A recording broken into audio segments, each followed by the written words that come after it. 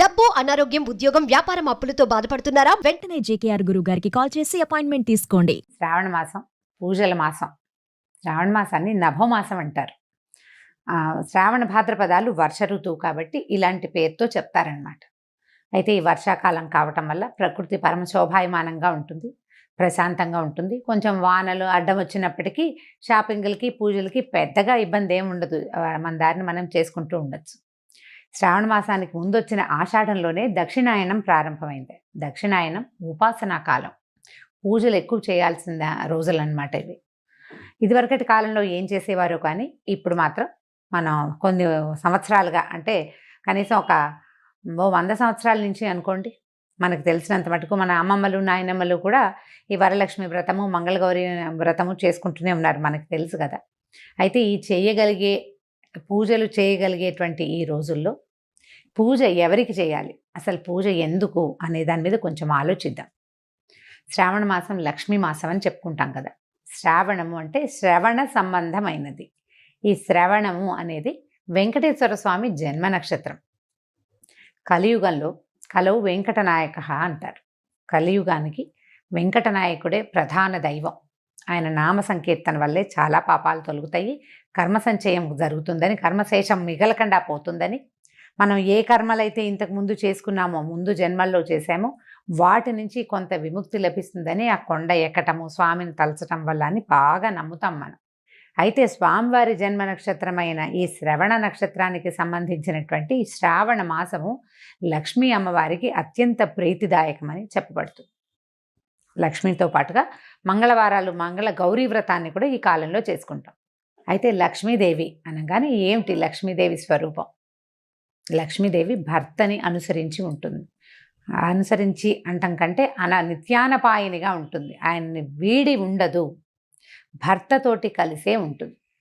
ఇప్పుడు అత్యంత శక్తివంతుడు, ప్రపంచ నిర్మాణ సారథి, ప్రపంచాన్ని నడిపేటువంటి వాడు అయినటువంటి భగవంతుడైన శ్రీమన్నారాయణుడి సతీమణి అయినటువంటి లక్ష్మీదేవి ఆయనని వదిలిపెట్టి ఉండదు. ఆయన యొక్క శక్తి లక్ష్మీదేవే అని చెప్పాలి మనం. భగవంతుణ్ణి నడిపించేదే లక్ష్మి. భగవంతుడు మనని నడిపిస్తాడు. మనని నడిపించే భగవంతుని యొక్క నడక శక్తి అయినటువంటి లక్ష్మీదేవిని నిత్యము అర్చించటము చాలా శుభస్కరము, అత్యద్భుతమైన విషయం. అయితే ఇప్పుడు లక్ష్మీదేవి అనగానే మనకు ఒక రూపం, ఒక ధ్యానం వస్తుంటుంది. చక్కగా పద్మాసనం వేసుకుని ఎర్రటి తామర పువ్వులో కూర్చుని ఉంటుంది.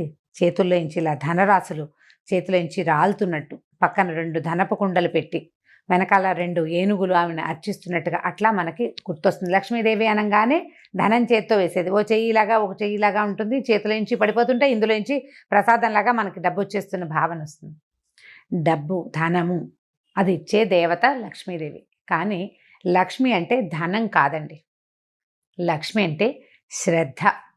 లక్ష్మి అంటే వృద్ధి. ఎక్కడైతే శ్రద్ధ ఉంటుందో అక్కడ వృద్ధి ఉంటుంది అని చెప్పబడుతుంది. శ్రద్ధకి ఎంత చిన్న చిన్న విషయాల్లో అయినా శ్రద్ధ కావాల్సిందే. మన ఇంట్లో ఓ సూదుంది, మనకు చీర జరిగింది, కుట్టుకుంటాం. మన సూదేనని కసకసా చేసేస్తామా? చెయ్యము. శ్రద్ధగా చేయాలి. అప్పుడు చెయ్యి తెగదు, చేతిలో గుచ్చుకోదు, వస్తువు సజావుగా అవుతుంది మనం చేస్తున్న పని. ప్రతి విషయంలోనూ ఇటువంటి శ్రద్ధే కావాలి. చూడండి, ఒక అరటిపండు తింటున్నాం, అరటిపండు జారి కింద పడిపోయింది. కళ్ళకత్తుకుని తీసి నోట్లో వేసుకుంటామా? కింద పడిపోయిందని పడేస్తాం. అదే ఒక 100 రూపాయల నోటు, ఒక రూపాయి బిళ్ళ కనీసం కింద పడింది అనుకోండి, ఏం చేస్తాం? బురదలో పెడితే కడుక్కుంటాం. కాగితం కనుక బురదలో పెడితే అలాగా తుడుచుకుంటాం, కళ్ళు కత్తుకుంటాం. అమ్మో మాలక్షమ్మ కోపం వస్తుంది అని. ప్రతిదాన్ని ఇదే శ్రద్ధగా తీసుకోవాలి. నీ యందు ఉన్న శ్రద్ధే లక్ష్మీ అనుగ్రహం. మనకి ప్రతి విషయంలోనూ లక్ష్మీదేవి అనుగ్రహం కావాలి. ఎక్కడెక్కడ కావాలి చూడండి. తెల్లవారి నిద్ర లేవడానికి అక్కడి నుంచి మొదలు పెడితే ప్రతి విషయము, ప్రతి దాంట్లోనూ నీకు ధైర్యం కావాలి, దానికి లక్ష్మీదేవి అవసరం. నీకు జ్ఞానం కావాలి, విద్యాలక్ష్మి అవసరం. నీకు ధనం కావాలి, ధనలక్ష్మి అవసరం. ధాన్యం పంటలు పండిస్తున్నావు, ధాన్యలక్ష్మి అవసరం. మన దగ్గర 4 ఆవులు ఉన్నాయి, పాడి పంట వృద్ధి చెందాలి, అక్కడ కావాల్సిన లక్ష్మి గోలక్ష్మి, గోమాలక్ష్మి, ఆవిడ సహకారం ఉండాలి. ధాన్యలక్ష్మితో పాటు పంటలు బాగా పండాలంటే సస్యలక్ష్మి కావాలి. ప్రతి చోట ఉండే సమృద్ధి సరి అయినదే లక్ష్మీ అవతారం. అటువంటి లక్ష్మిని సాకారంగా పూజించేందుకే ఈ శ్రావణ మాసాన్ని నిర్ధారించారు. సాకారంగా పూజించాలి అంటే మనం చక్కగా ఒక కలశం పెట్టుకుని ఆ కలశానికి చక్కగా అలంకారం చేసుకోవటం, మామిడి మండలు వాటితోటి అలంకరించుకోవటం, మామిడాకులతో అలంకారం చేసి ఒక కొబ్బరికాయ పెడతాం, దానికి ఒక వస్త్రధారణ చేస్తాం కలశానికి. కలశంలో లక్ష్మీదేవిని ఆవాహన చేసుకుంటాము. ఓ చిన్న ప్రతిమ ఏదైనా పెట్టుకుంటాము. కొద్దిగా బంగారమైన శ్రావణంలో కొనుక్కోవాలనుకుంటాము. ఈ బంగారం వృద్ధవుతుందన్న నమ్మకంతో, శ్రద్ధతోటి కొన్న వస్తువు వృద్ధవుతుంది. అదే పాయింట్. ఇట్లా మనం ప్రతి సంవత్సరము చేస్తే బోల్డ్ సంవత్సరాలు గడిచే కొద్దికి బోల్డ్ బంగారం తయారవుతుంది. అయితే ఏటా వచ్చే పూజకి పెద్దగా చెప్పుకునేందుకు ఏమీ ఉండదు. కానీ ప్రతి సంవత్సరము మనం చక్కగా ఇళ్ళు వాకిళ్ళు బాగు చేసుకుంటాము, దేవుడి గది బాగా శుభ్రం చేసుకుంటాము, కొత్త ప్రతిమలు ఏమైనా కొనుక్కుని తెచ్చుకుంటాము, కొత్త బట్టలు కొంటాము, కొత్తగా ఒక లక్ష్మీ రూపు కొనుక్కుని తెచ్చుకుంటాము. పుట్టింటి వాళ్ళు ఇస్తారు, అత్తవారింటి వాళ్ళు ఇస్తారు. ఎవరికైనా ఏదైనా ఇవ్వదలుచుకుంటే శ్రావణ మాసంలో ఇస్తే ఫలితం బాగుంటుంది. బోలెడన్ని తెలుస్తూ ఉంటాయి. ఈ మార్గంలోనే నిత్యము లక్ష్మీ ఆరాధన చేయడానికి ఈ నెల రోజులు అత్యంత శ్రేష్టమైనవి. విశేషమైన ఆరాధన చేయగలిగే వాళ్ళు, చక్కగా వస్త్రాలంకరణ చేసి రూపులు కొనుక్కుని చేయగలిగిన వాళ్ళు చేసుకోవచ్చు. ఒకవేళ చేయలేని వాళ్ళు ఏం చేయాలి? లక్ష్మీ ఆరాధనకి మన ఇంట్లో ఉన్న పాత పటం కూడా పనికొస్తుంది. చక్కగా పటం తుడుచుకోవటం, అమ్మవారికి కొంచెం పసుపు గంధం పెట్టి బొట్టు పెట్టడం, తర్వాత ఒక దీపారాధన చేసుకోవటం, 4 పువ్వులు తోటి అర్చన చేసుకోవటం, లక్ష్మీ అష్టోత్తరం లాంటివి చదువుకోవటం.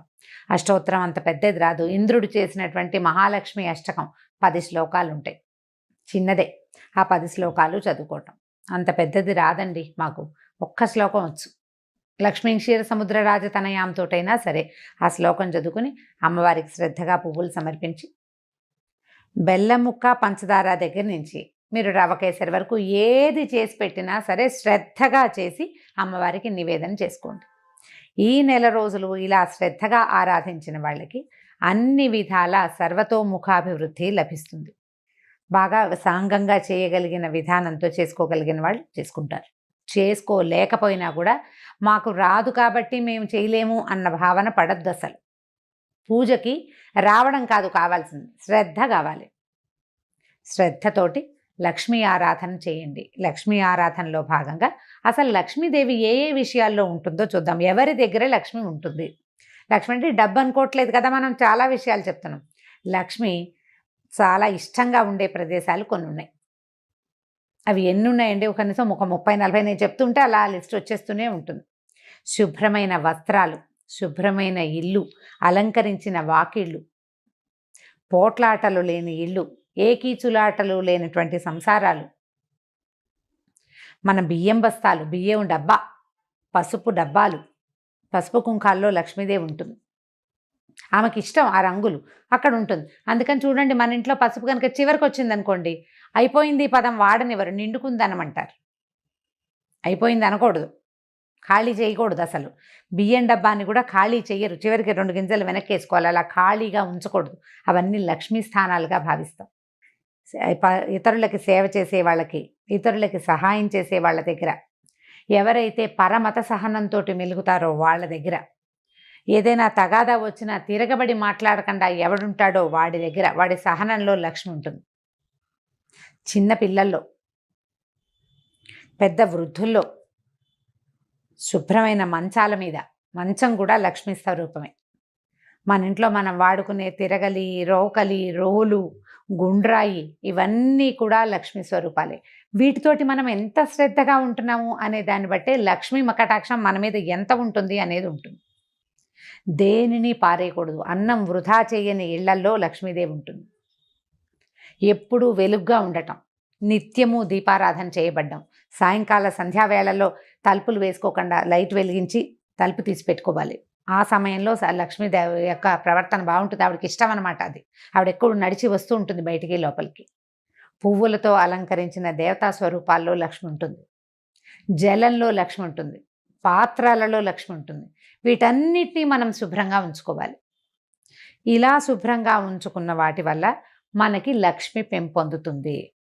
పాత్రలు శుభ్రంగా ఉన్నాయి, ఆరోగ్యం పెంపొందుతుంది. మంచం శుభ్రంగా ఉంది, చక్కని నిద్ర పడుతుంది, మరునాడు చక్కగా పనిచేస్తాం మనం. ఇల్లు శుభ్రంగా ఉంటే ఆరోగ్యము బాగుంటుంది, పవిత్రంగా ఉంటుంది, ప్రశాంతంగా ఉంటుంది. ప్రతి వాళ్ళకి జీవితంలో ఏవో కావాలని ఉంటుందండి.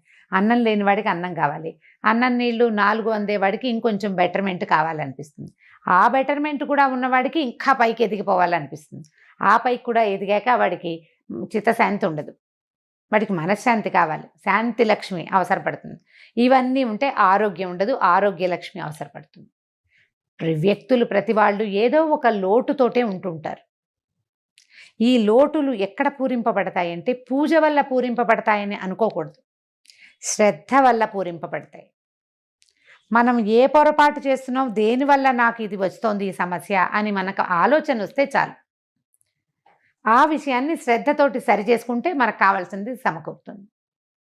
వ్యక్తుల యందు ఉండేటువంటి శ్రద్ధే సాక్షాత్ శ్రీ మహాలక్ష్మి స్వరూపం. ఈ శ్రావణ మాసాన్ని మన యొక్క శ్రద్ధామాసంగా మార్చుకోండి.